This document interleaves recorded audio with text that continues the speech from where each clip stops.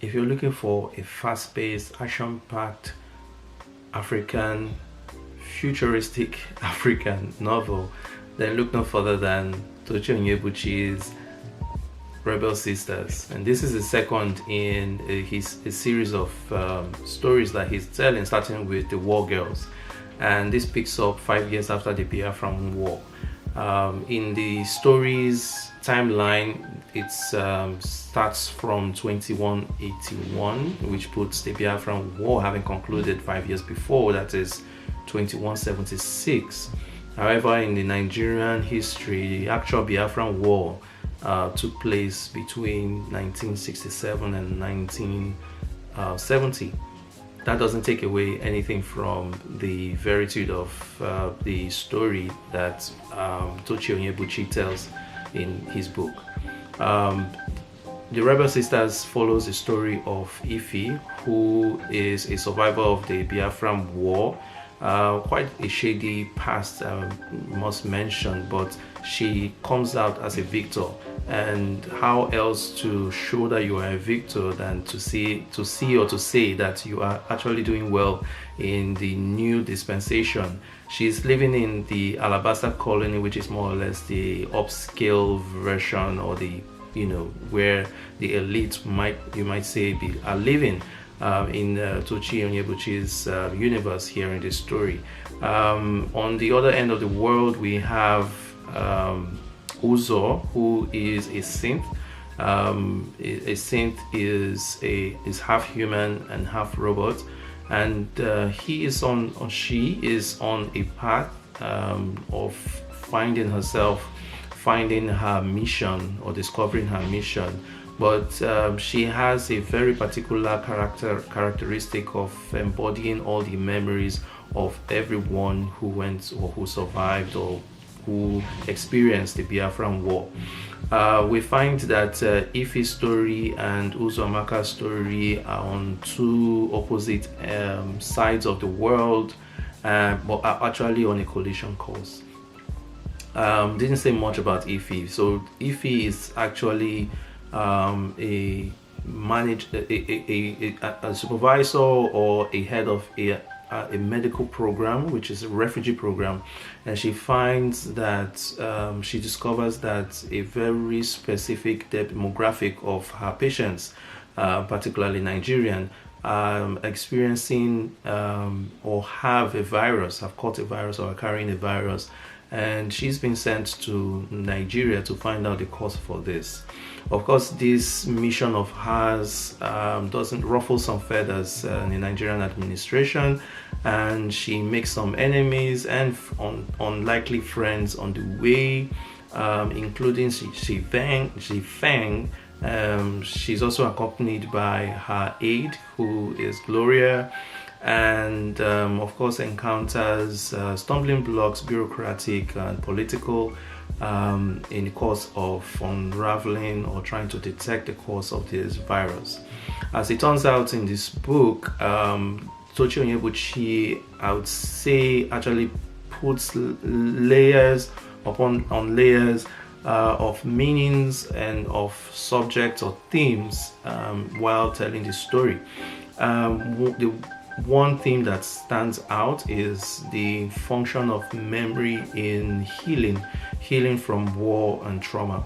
And quite interestingly, it's one that's been discussed or serves as an undertone to many conversations that are being held around war and reconciliation after war, but especially the one in Biafra.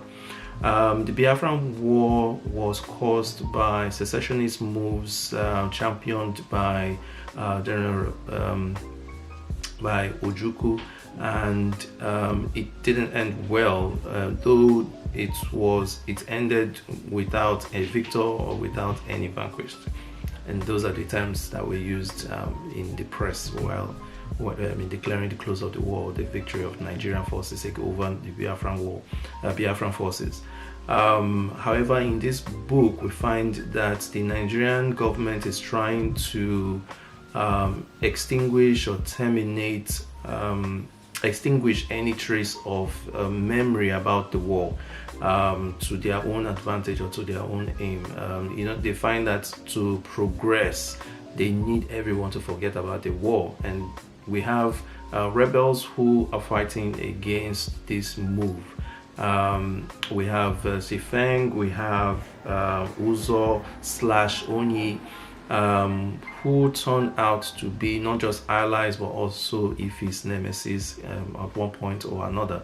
And I like how Tochi actually layers this meaning into this book, because it is one that really touches the heart of everyone who lives with the memory of the Biafran War in the Nigerian history. And not just war in Nigeria, but war in any part of the world. I think it's important to remember, and it is equally important to rise against any move to suppress any memory of the pain of the war, because it's key to healing. It builds a very interesting world. So there are space colonies, and then perpetual fueling systems. There are nanobots that help the saints to recover. He also designs these armors that do everything that an AI would do, or AI will be doing, will very soon be doing. And we've seen steps that the science world is taking in that direction. So he builds this very intricate and quite well thought out world system that enables him to tell this story flawlessly. With the characters, I would say I had favorite characters. I have characters that I did not enjoy. I did, or just I think not that they were not well-rounded. They were just characters that, in being well-rounded, were actually came across as very annoying.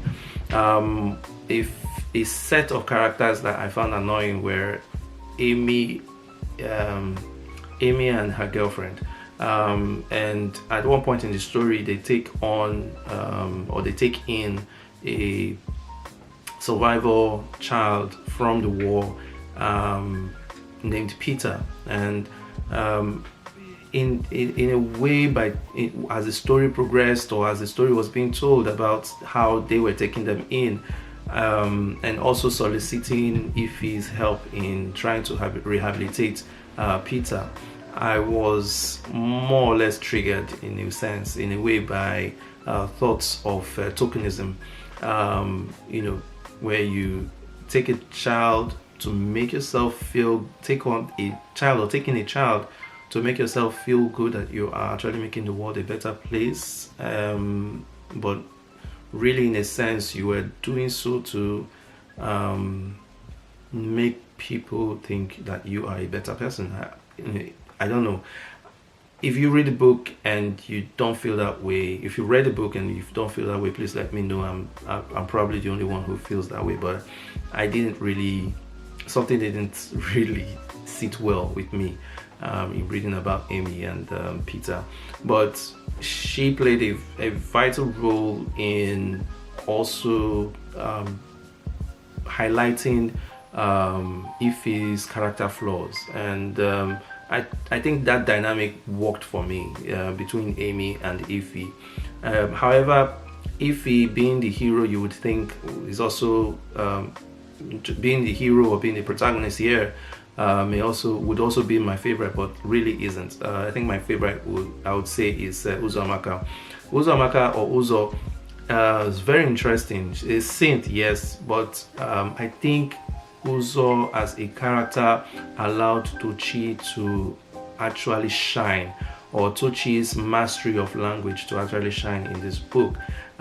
In the first chapter, where we hear Uzo's voice, that was where my mind was blown, because in the way that he used his nuances showed through, or were being demonstrated. I could hear in a natural Nigerian, but it was also painful because there was pain in that voice, there was pain in his voice, there was I could sense pain in the character, and quite rightly so, because as a war child, it's never a pleasant experience. And in his broken or her broken English, in the expressions that she used, and in the relation of very familiar settings, Ikoyi, under bridge, Abuja, and places like that. They were quite, they brought back some nostalgic feelings, and that was really good to read and experience. In all, I think Rebel Sisters is a tour de force for me. I haven't read War Girls, but I am encouraged to do so, and I encourage everyone to do the same. But Tochi Onyebuchi sits right up there among the greats in terms of science fiction and world building by African authors, and I really admired his writing style in this book. If you haven't read it, I encourage you to do so. But if you have, please let me know what you think about the book. And until the next one, don't forget to subscribe, share, and I'll see you in the next one. Happy reading.